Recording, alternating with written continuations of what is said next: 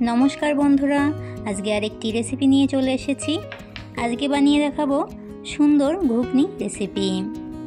ঘুগনি সবার কাছেই খেতে অনেক ভালো লাগে, আর সেটি যদি হয় খাসির মাংস কিংবা খাসির চর্বি দিয়ে, তাহলে তো কোনো কথাই নেই। চলো রেসিপিটি দেখে নিই। ঘুগনি বানানোর জন্য ঘুগনির মটরগুলোকে আমি প্রায় 8 ঘন্টা আগে ভিজিয়ে রেখেছিলাম। এবারে ঘুগনির মটরগুলোকে সেদ্ধ করার জন্য প্রেসার কুকারে দিয়ে দিচ্ছি সামান্য লবণ আর সামান্য জল দিয়ে প্রেসার কুকারে সেদ্ধ করতে বসিয়ে দিয়েছি। এইদিকে দেখিয়ে দিচ্ছি কি কি উপকরণগুলো নিয়েছি। এইখানে নিয়েছি একটা তেজপাতা, শুকনো লঙ্কা, গোটা গরম মশলা, গোটা জিরে আর গোলমরিচ। এইদিকে সব উপকরণগুলোকে আমি কেটে নিয়েছি। পেঁয়াজ, আদা, রসুন, কাঁচা লঙ্কা, টমেটো। মিক্সিতে সামান্য জল দিয়ে প্রথমে জিরে, গোলমরিচ, পরে বাদবাকি মশলাগুলো দিয়ে 5 মিনিট ভিজিয়ে রেখে তারপরে মশলাটা করে নেব। এইখানে খাসির চর্বিগুলোকে আমি তোমাদেরকে একটু দেখিয়ে দিচ্ছি। এইখানে আমি ঘুগনির জন্য মটরের পরিমাণটাও বলে দিইনি, আর এখানে চর্বির পরিমাণটাও বলে দিচ্ছি না। এইখানে এই দুটোই তোমরা তোমাদের পরিমাণ মতনই নিয়ে নেবে। এখানে কোনো কম বেশির ব্যাপার নেই। এটি বেশি দিলেও বেশি সুন্দর হবে, কম দিলেও কোনো সমস্যা নেই। এবারে খাসির চর্বিগুলোকে আমি ছোটো ছোটো করে টুকরো করে কেটে নিচ্ছি। তোমাদেরকে কেটে নেওয়ার পরে এই যে দেখিয়ে দিলাম, আমি খাসির চর্বিগুলোকে কেটে নিয়েছি। এই দিকে ঘুগনিটা সেদ্ধ হয়ে গেছে। ঘুগনির মটরগুলো দেখিয়ে দিচ্ছি কতটা সেদ্ধ হয়েছে। 90% মতো সেদ্ধ করে নিয়েছি। এবারে রান্না করার জন্য কড়াইতে দিয়ে দেব সর্ষের তেল। তেলটা খুব ভালোভাবে গরম করে নিয়ে গ্যাসের আঁচটা লো ফ্লেমে করে দিয়ে ফোড়নের জন্য দিয়ে দিলাম গোটা জিরে, শুকনো লঙ্কা, তেজপাতা, গোটা গরম মশলা। মশলাগুলোকে ভেজে নিয়ে দিয়ে দিচ্ছি স্লাইস করে কেটে রাখা পেঁয়াজ। পেঁয়াজগুলো 2 থেকে 3 মিনিট ভেজে নিতে হবে।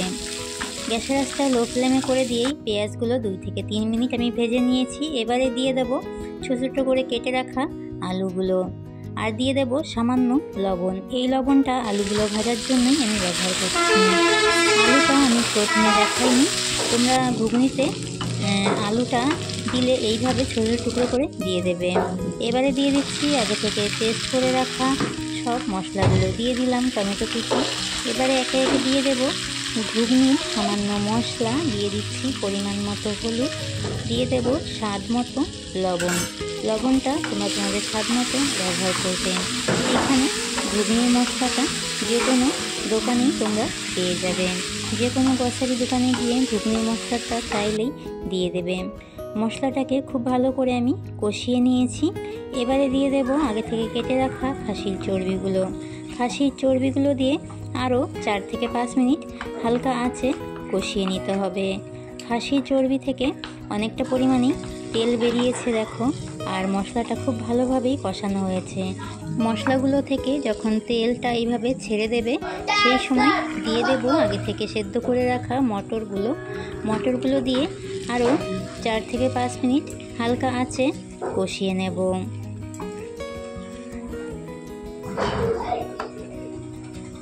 মটরগুলো দিয়ে 5 মিনিট আমি কষিয়ে নিয়েছি। এবারে দিয়ে দেব সামান্য জল। আমি এখানে হালকা উষ্ণ গরম জলের ব্যবহার করছি। তোমরা চাইলে গরম জল কিংবা ঠান্ডা জল যে কোনো জল ব্যবহার করতে পারো। এবারে ঘুগনিটাকে ভালো করে ফুটিয়ে নেব। আমি এইখানে জল দেওয়ার পরে ঘুগনিটাকে 5 মিনিট মতো জাল করে নিয়েছি।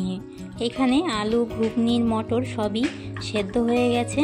ঘুগনিটা আমার এখানে রান্না করা হয়ে গেছে। নামানোর আগ দিয়ে দিচ্ছি গরম মশলা।